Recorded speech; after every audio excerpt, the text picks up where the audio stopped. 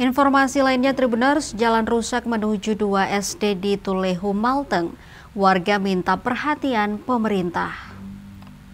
Kondisi Jalan Panditalo, Negeri Tulehu, Kecamatan Salahutu, Kabupaten Maluku Tengah, tampak memprihatinkan. Akses jalan tersebut merupakan jalur utama menuju 2 sekolah dasar, yakni SD Negeri 31 Maluku Tengah dan SD Negeri 164 Maluku Tengah. Pantauan tribunambon.com, Jumat 7 November 2025 di lokasi, terlihat permukaan jalan yang rusak parah dengan bebatuan yang sudah terlepas. Tak hanya itu, terdapat sedikitnya 5 lubang di badan jalan berdiameter antara 5 hingga 10 cm. Kondisi ini membuat para siswa harus berjalan di atas jalan yang rusak, disertai debu yang berterbangan setiap kali kendaraan melintas. Situasi tersebut pun disayangkan oleh warga, para guru, dan siswa yang setiap hari melewati jalan itu. Ahmad, salah seorang warga Tulehu, mengaku prihatin dengan kondisi jalan menuju fasilitas pendidikan tersebut.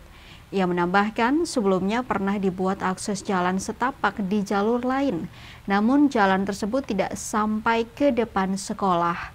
Ahmad berharap pemerintah segera memperbaiki jalan tersebut, mengingat fungsinya yang vital sebagai akses utama menuju sekolah.